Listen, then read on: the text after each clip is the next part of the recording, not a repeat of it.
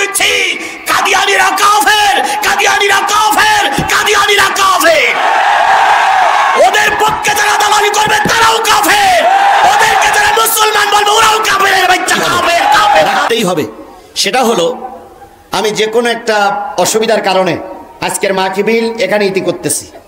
আগামীতে শোনেন, আমি বলেছি অনুরোধ রাখা লাগবে, যতই নামাজ পড়নেওয়ালা হোক, আল্লাহর কোরআনের ভাষায় এই ব্যক্তি মুসলমান না।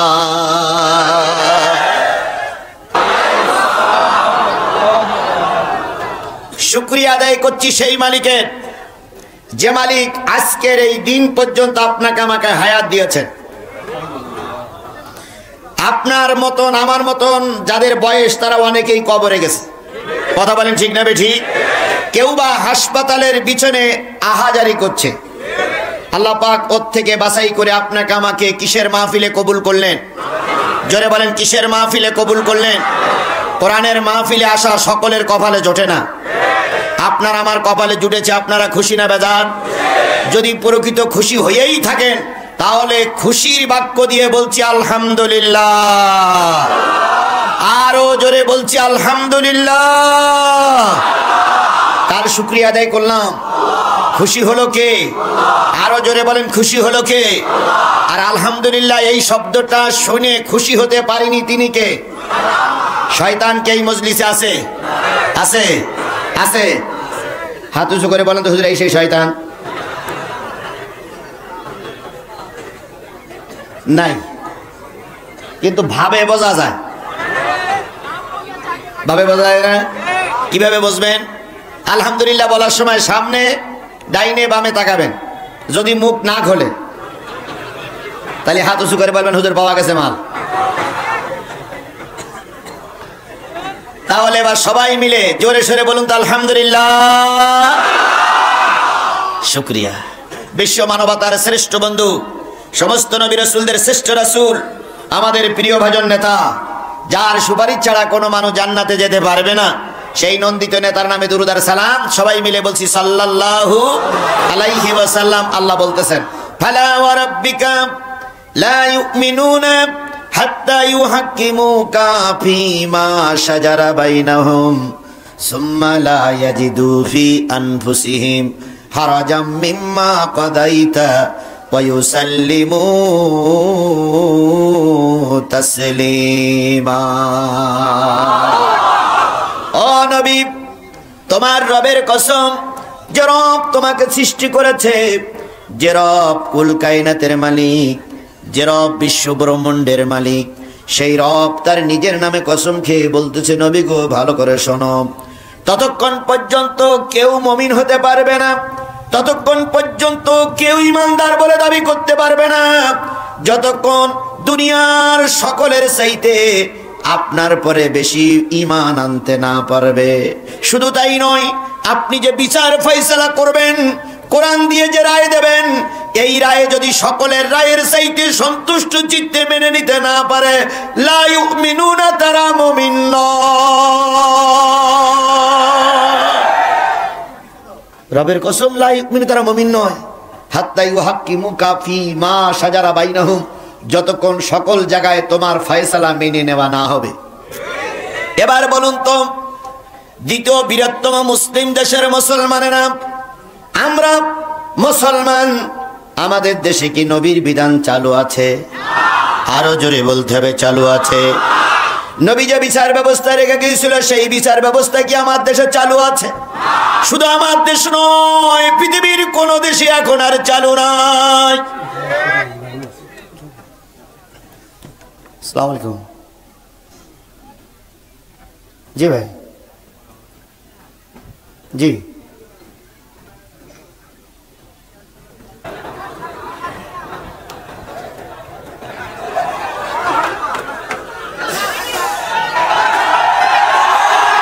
আচ্ছা হবে। সবাই মিলে জিকির করেন সুবহানাল্লাহ আলহামদুলিল্লাহ লা ইলাহা, আরো জোরে সুবহানাল্লাহ আলহামদুলিল্লাহ লা ইলাহা, আরো জোরে সুবহানাল্লাহ আলহামদুলিল্লাহ লা ইলাহা লা ইলাহা ইল্লাল্লাহু মুহাম্মদ সাল্লাল্লাহু। বলছিলাম নবীর বিধান, নবীর আইন, কোরআনের আইন যতক্ষণ সমাজে চালু করা না যাবে ততক্ষণ কি হওয়া যাবে না? মুমিন হওয়া যাবে না। বলুন তো আল্লাহর বিধান, নবীর বিধান আজকে আমার সমাজে চালু আছে? জোরে বলেন আছে? একেবারে যে নেই তা বলবো না, দুই একটা এখনো চালু আছে। বলেন তো সেই দুই একটার নাম। দুই একটা নিয়ম এখনো চালু আছে, সেটা হলো বিবাহ করার সময় দেনমোহর বাঁধা লাগে, এটা হলো কোরআনের ফরজিয়াত আইন। তারপরে দেনমোহর এমন বাঁধা হয় কিয়ামত পর্যন্ত ভ্যান চালালু দেনমোহর শোধায় না।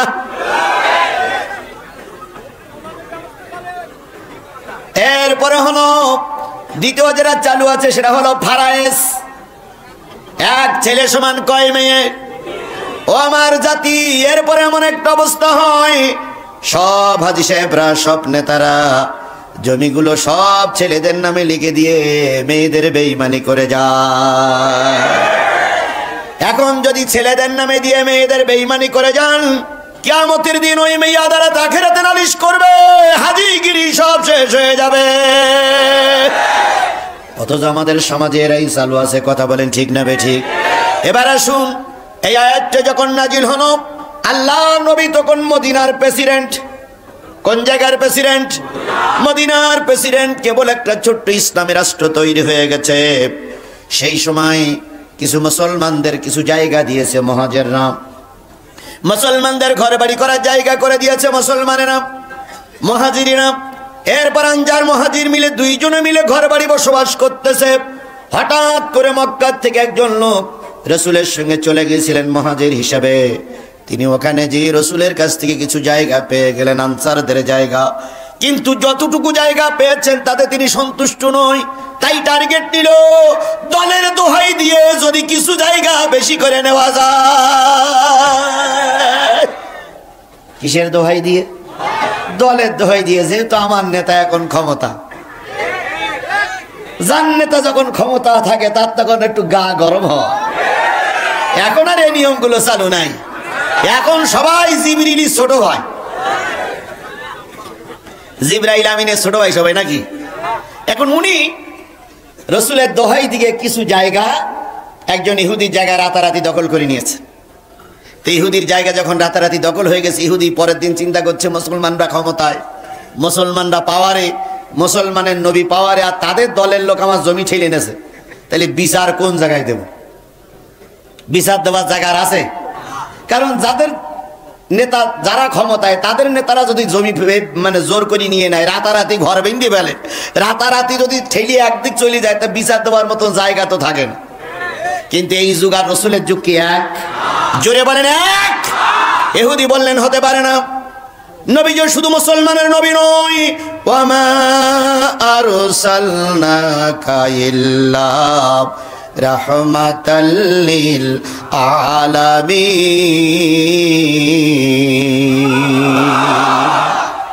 আমার আল্লাহ হলো রব্বুল আলামিন, আর নবী হলো রাহমাতাল লিল আলামিন। একজন রব আর একজন রহমত। সুবহানাল্লাহ বলে। আল্লাহর নবী তেমনটি হতে পারে না, নবীর দলের লোক তো এমনটি হতে পারে না। কথা বলবে ফেরেশতার মতন, কাজ করবে ফেরাউনের মতন, এটা দলীয় লিডারের কাজ হতে পারে না। কথা শুনলি মনে হয় জিবরাইল ফেরেশতা ফের, আর কাজকর্ম দেখলি মনে হয় ফেরাউনও যদি এই জমানায় থাকতো, ফেরাউন স্যালুট দিয়ে বলতো আমার থেকে তোরাই বেশি কাজ করতেছিস, আমার আর থাকার দরকার কি, তোরা কর, আমি পরে দেখা করব। অনেক দেশে ইবলিস থাকে না, অনেক দেশে ইবলিস নেই, কারণ মানুষ যে ইবলিস, এরা যা কাজ করতেছে এই কাজ দেখে শয়তান করে আমার চাইতে তোরা উপরে উঠে গেছিস, আমার থাকার দরকার কি, তোরা মর, তারপরে আমি আসবো। না, আমাদের দেশের সম্পর্কে কিছু বলা যাবে না।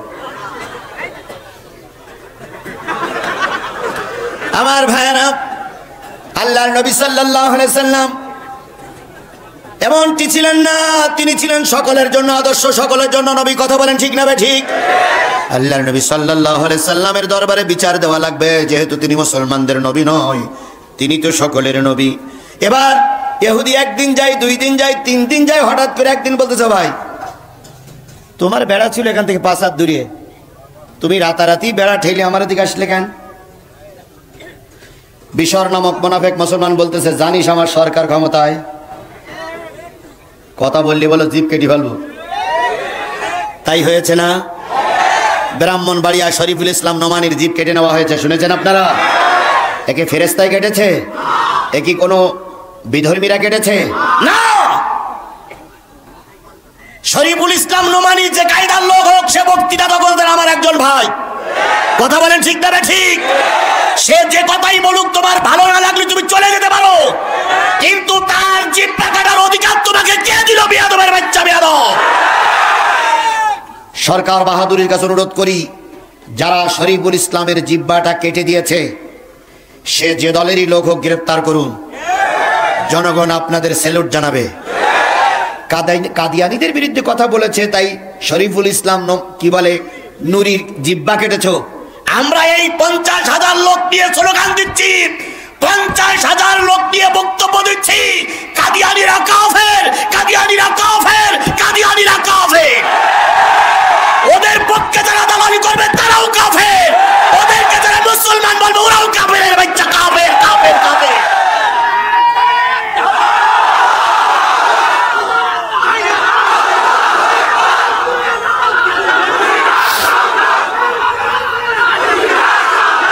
শুধু বাংলাদেশ নয়, সারা মুসলমান, শুধু বাংলাদেশ নয়, পৃথিবীর সকল মুসলমানেরা মনে করে কাদিয়ানীরা কাফের। বিশ্বের যত মুসলমান আছে সব মুসলমান জানে কাদিয়ানীরা কাফের। এখানে তাবলিগ নয়, কওমি নয়, হেফাজত নয়, জামাত ইসলাম নয়, আওয়ামী লীগ নয়, বিএনপি নয়, জাতীয় পার্টি নয়, এক কথায় মুসলমানরা মনে করে কাদিয়ানীরা কাফের, কাফের, কাফের। এই কথাটা বলার পরে তোমার জিহ্বা কাটছে, বিয়ে পাওয়ার তোমার দিল কে? অনেক পাওয়ার পেয়ে গেছো, বেশি দিন পাওয়ার নিয়ে টিকতে পারবে না, বেশি দিন পাওয়ার নিয়ে টিকতে পারবে না। রাত যত গভীর হয়, সূর্যের আনাগোনা ততই নিকটবর্তী হয়, অত্যাচারের মাত্রা যত বাড়বে, ইসলাম প্রতিষ্ঠার পরিবেশ ততই নিকটবর্তী আসবে। আজও কালো বাংলার জমিনে ইসলাম কায়েম হবেই, হবেই, হবে। আল্লাহ যেন সেই সময়টা আমাদের দেখার তৌফিক দান করে, সকলে বলুন আমিন। আরো জোরে আমিন, আরো জোরে। ভীষণ মনে করলো আমি তো আমার দলের লোকদের, আমি তো দল করি, দলের কারণে জমি ফাঁকি দিয়ে নিয়েছি, কেউ কিছু করতে পারবে না। বিশর বলতেছে চলো ভাই, ইহুদি বলতেছে চলো ভাই, টুপিওয়ালা ভাই, আমরা বিচার নিয়ে যাই নবীর কাছে।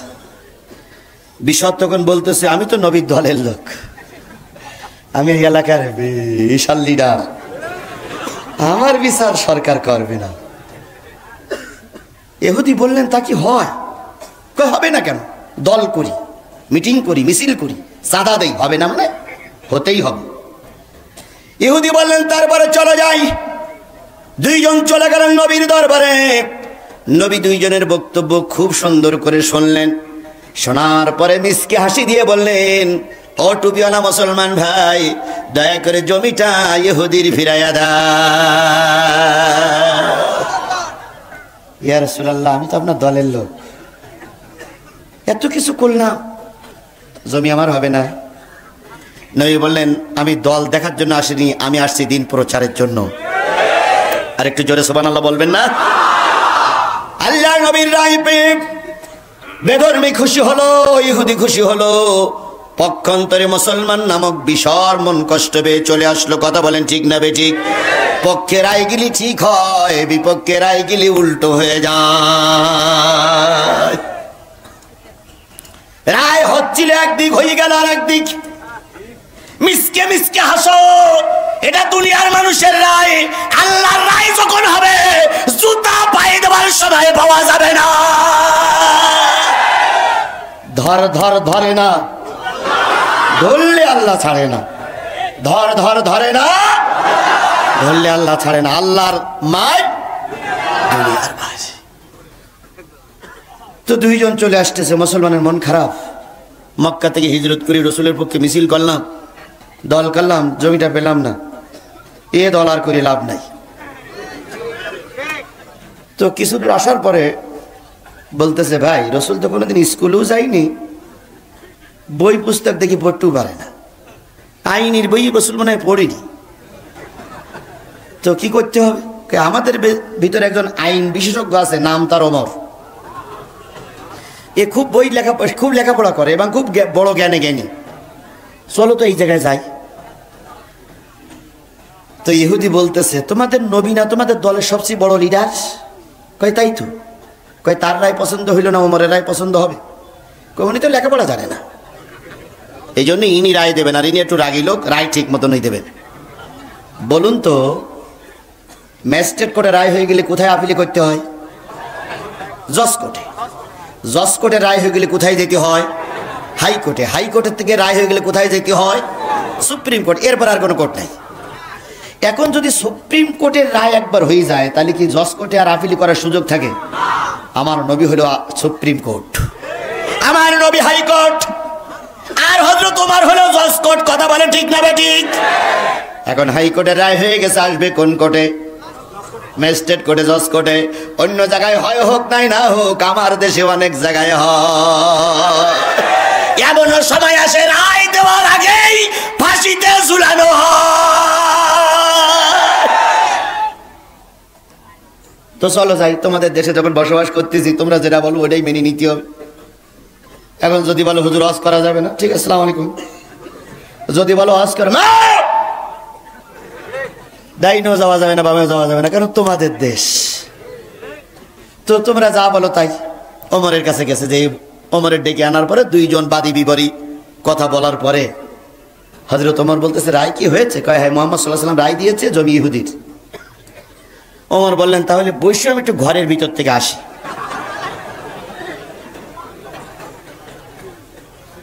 বিচার তার নিজের গতিতেই চলে, তাই না ভাই? কিন্তু অন্য লোকের রায় বিচারপতিরা পড়ি শোনায়, এইটা হলো নিচের গতিতেই চলা। যাই হোক, হযরত ওমর বাইরে এসে বললেন, দুইজন মাথা নিচু করে বসো তো ভাই। তো দুইজন মাথা নিচু করে বসছে। মুসলমান নামক বিষয় বলতেছে, কেন? কয়, এমন রায় দেবো যে কিয়ামত পর্যন্ত মানুষ এইটা নিয়েই আলোচনা করবে। তা বিষয় বলতেছে, আমি তো ওই রকম রায় চাচ্ছি। মুসলমান বলতেছে, ওরকম রায় তো চাচ্ছি। কাফের থেকে তরবারি বাইর করে বিশর নামক মুনাফিক মুসলমানের গদ্দারের পর আঘাত করলেন।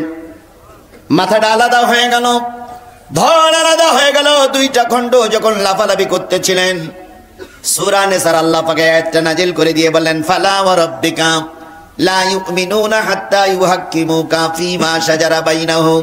ও যখন দুইটা ধর লাফালাফি করতেছিল, সাহাবীরা তখন ছুটে চললেন নবীর কাছে, যেয়ে বলেন, ইয়া রাসূলুল্লাহ, ওমর একজন টুপিওয়ালারে হত্যা করেছে, ওমর একজন দলীয় কর্মীকে হত্যা করেছে, ওমর একজন দলীয় লিডারকে মেরে ফেলেছে, বিচার করুন। আল্লাহর নবী বিচার করার জন্য উদ্যোগ নিলেন। ঠিক সেই সময় জিবরিল এসে বলেন, ইয়া রাসূলুল্লাহ, আপনি যে রায়টা দিলেন কোরআন দিয়ে হাদিস দিয়ে, এই রায় যেই ব্যক্তি সন্তুষ্ট চিত্তে মেনে নিতে পারে নাই, ওই ব্যক্তি যতই টুপিওয়ালা হোক, পাগড়িওয়ালা হোক, ওই ব্যক্তি যতই নামাজ পড়নেওয়ালা হোক, আল্লাহর কোরআনের ভাষায় এই ব্যক্তি মুসলমান না। তাহলে এই দৃষ্টিকোণ থেকে যদি বিচার করা হয়, মুসলমান হাজারে কয়জন আছে? আছে কিনা আমার সন্দেহ লাগে। কথা বলেন ঠিক না ঠিক? আবার মঞ্চে দাঁড়িয়ে বলে, আমরা কি মুসলমান না? আমাদের কি ঈমান নেই? আছে কিনা ইবলিস শয়তানের কাছে জিজ্ঞেস করতে হবে। আমরা উত্তর দিলে কাজ হবে না। তাহলে নবীর আনা সেই কোরআনের বিধান আজ সমাজে মাঝে চালু করার জন্য মাঝে মাঝে কিছু কথা বলি। যে রাসূলের পরে দুরুদ না পড়লে উম্মত থাকা যায় না, সেই রাসূলের নামে দুরুদ আর সালাম সকলে মিলে বলছি, সাল্লাল্লাহু আলাইহি ওয়াসাল্লাম। বন্ধুগণ, আমি সূরা তাওবা 24 নম্বর আয়াতের আলোচনা করতে করতে 2টা পয়েন্টে আলোচনা করেছিলাম। 8টা পয়েন্টে আলোচনা করার কথা ছিল, 2টা পয়েন্টে আলোচনা করেছিলাম, আর 6টা পয়েন্ট আজকের আলোচনার বিষয়বস্তু। 6টা পয়েন্টের আলোচনা যদি হয়, আপনারা কি চলে যাবেন আমাকে রেখে? সমস্যা যদি হয়, আচ্ছা ঠিক আছে। যদি প্রকৃতপক্ষে আপনারা অন্তর দিয়ে কথাগুলো বলি থাকেন, তাহলে এই মাহফিল শুরুর আগে কর্তৃপক্ষ কিন্তু উসপিস করতেছে, কেন না, কেন মাহফিলের একটা বিশাল খরচের ব্যাপার স্যাপার আছে। এখন এই মাহফিলের খরচের ব্যাপার স্যাপারটা রক্ষা করার জন্য 20, 50, 100 করে টাকা যদি আমি ওদের হাতে দিতে পারি, তাহলে ওনারা কিন্তু খুশি হয়ে আমাদের মাহফিলটা করার পরিবেশ তৈরি করে দিবেন। আপনারা টেনশন করেন না, এখানে পুলিশের লোক আছে, ওনারা শান্তি শৃঙ্খলা বজায় রাখার জন্য এসেছেন, এটা ওনাদের নৈতিক দায়িত্ব। কথা বলেন ঠিক না ঠিক? শাহজাহানপুর এই মাহফিলে যদি কোনো অরাজকতা ঘটে, যদি কোনো বিশৃঙ্খলা হয়, তাহলে ঊর্ধ্বতন কর্মকর্তার কাছে ওনাদের কৈফিয়ত দিতে হয়। এটা কি আপনারা বোঝেন? সুতরাং ওনারা সবসময় পেরেশানির ভিতর থাকে, না জানি এই 50,000, 30,000, 40,000 লোকের ভিতরে কোনো অকারেন্স ঘটে যায়, ঘটে গেলে কিন্তু ওনাদেরই কৈফিয়ত দেওয়া লাগবে, ভুল বোঝার কোনো সুযোগ নাই। এই জন্য ওনারা সবসময় এই মাহফিলটা যতক্ষণ শেষ না হচ্ছে ততক্ষণ ওনারাও একটা পেরেশানির ভিতরে আছে, কর্তৃপক্ষ একটা পেরেশানির ভিতরে আছে। কারণ যদি আল্লাহ না করুক কোনো অকারেন্স ঘটে, গোষ্ঠী শুদ্ধ লোকের নামে মামলা হবে, এটাও বুঝতে হবে। আমি আজিজুল ইসলাম জিহাদি বেঁচে থাকলে আগামী বছর আবার মাহফিল করা যাবে, কিন্তু আজকে যদি আমাকে কেউ গুলি করে মারে তাহলে কি করলো? আমিও শেষ হয়ে গেলাম, মাহফিলও শেষ হয়ে গেল। এই জন্য সব দিকে একটু খেয়াল করব। তাই বলি একথা মনে করি না জিহাদি মনে হয় বিক্রি হয়ে গেছে। আমি কখনো বিক্রি হই না, আমি কখনো বিক্রি হই না, ছেড়ে দেই তবে ছাড় দেই না। আল্লাহ ছেড়ে দেয় কিন্তু ছাড় দেয় না। কথা বলেন ঠিক না ঠিক? এই জন্য আমি আপনাদের সকলের জ্ঞাতার্থে শুধু একটু অনুরোধ করব, 50, 100, 200 টাকা দিয়ে কর্তৃপক্ষের একটু সাহায্য করার পরে আমরা নিজ কায়দায় মাহফিলটা চালাই যাব। এখন সবাই একটু পকেটে হাত দিয়ে, আজকে হাত বের করেন, আগে পকেটে হাত দেন, হাত দিয়ে তারপর হাত বের করবে, দুবার আর হাত দেওয়ার দরকার নেই, আগে হাত দেন তারপর হাত বের করেন, সবাই হাত দেন। না 24 নম্বর আয়াত, ইসলামের পথে কয়টা বাধা বলেছিলাম? 8টা বাধা। তার ভিতরে প্রথম বাধা কি? বাবা। 2 নম্বর বাধা হলো সন্তান। 3 নম্বর বাধা হচ্ছে সূরা তাওবা। আচ্ছা, এখন 3 নম্বর বাধা হলো ভাই। এক ভাই আর এক ভাইয়ের শত্রু। কথা বলেন ঠিক না ঠিক? অতীতেও ছিল, আজও আছে। 3 নম্বর বাধা হলো ভাই। 4 নম্বর আজওয়াজুকুম, তোমাদের স্ত্রীরা। ভালো কাজে অনেক সময় স্ত্রীরা বাধা দেয়। কথা বলেন ঠিক না ঠিক? আশিরাতুকুম, 5 নম্বর তোমাদের গোত্র ছিল নবীর গোত্র, নবীর বিরোধী। কথা বলেন ঠিক না ঠিক?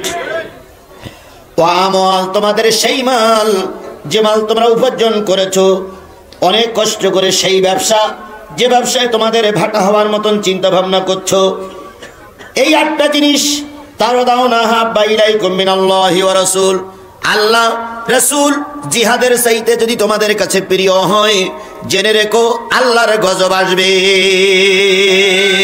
তাহলে ধর্মের কাজে বাধা হয় সাধারণত কয়টা জিনিস? 5টা হলো পারিবারিক জিনিস, আর 3টে হলো অর্থনৈতিক জিনিস। 5টা পারিবারিক জিনিসের ভিতরে প্রথম বাধা হলো বাবা, 2 নম্বর বাধা হলো সন্তান, 3 নম্বর বাধা হলো ভাই, 4 নম্বর বাধা হলো স্ত্রী, 5 নম্বর বাধা হলো গোত্র, দল, পার্টি। এরকম ধর্মের কাজে বাধা হয়।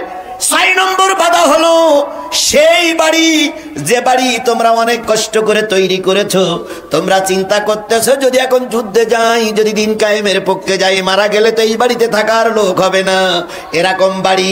এরপরে তোমাদের ব্যবসা, এরপরে তোমাদের ব্যবসা, এরপরে তোমাদের ব্যবসা, যে ব্যবসা তোমাদের লোকসান হওয়ার ভয় করতেছো, এরপরে এইভাবে যদি তোমাদের ওইগুলো মহব্বত হয় আল্লাহ রাসূল জিহাদের চাইতে, তাহলে আল্লাহর কাছে জবাবদিহিতার জন্য তোমরা তৈরি থাকবে। বন্ধুগণ, আল্লাহ রাসূল বলেছেন তোমাদের ভিতর থেকে ওই ব্যক্তি লা ইউমিনু আহাদুকুম, তোমরা কেউ ঈমানদার না হয় যতক্ষণ আল্লাহ এবং যতক্ষণ রাসূল সকলের চাইতে তোমাদের কাছে ভালোবাসার প্রিয় না হবে, ততক্ষণ তোমরা ঈমানদার হতে পারবে না।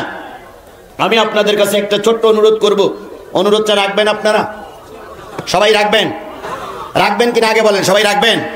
রাখতেই হবে। সেটা হলো, আমি যে কোনো একটা অসুবিধার কারণে আজকের মাহফিল এখানে ইতি করতেছি। আগামীতে শোনেন, আমি বলেছি অনুরোধ রাখা লাগবে। আগামীতে আল্লাহ যদি আমাদের তৌফিক দেয়, সুযোগ দেয়, বেঁচে থাকি, আবারও কথা হবে ইনশাআল্লাহ। আল্লাহ পাক সবাইকে ধৈর্যের সঙ্গে মোকাবেলা করার তৌফিক দান করুক। আল্লাহুম্মা আমিন। রব্বানা যালামনা আনফুসানা ওয়া ইল্লাম তাগফির লানা ওয়া তারহামনা লানাকুনান্না মিনাল খাসিরিন। রব্বুল আলামিন আজকের মাহফিলকে আল্লাহ তুমি কবুল করে নাও। আমার বাবলু ভাই অনেক চেষ্টা করে মাহফিলটা বাস্তবায়ন করার জন্য চেষ্টা করেছে, বাবুল ভাইয়ের পরে তুমি রহমত নাজিল করে দাও রব্বুল আলামিন। দয়া করে এই মাহফিলটা সুন্দরভাবে করা গেল না, তুমি সব কিছু দেখতেছো আল্লাহ, দয়া করে ফয়সালাটা তোমার হাতে দিয়ে গেলাম। সুবহান রাব্বিকা রাব্বিল ইজ্জাতি আম্মা ইয়াসিফুন ওয়া সালামুন আলাল মুরসালিন ওয়ালহামদুলিল্লাহি রাব্বিল আলামিন। আসসালামু আলাইকুম।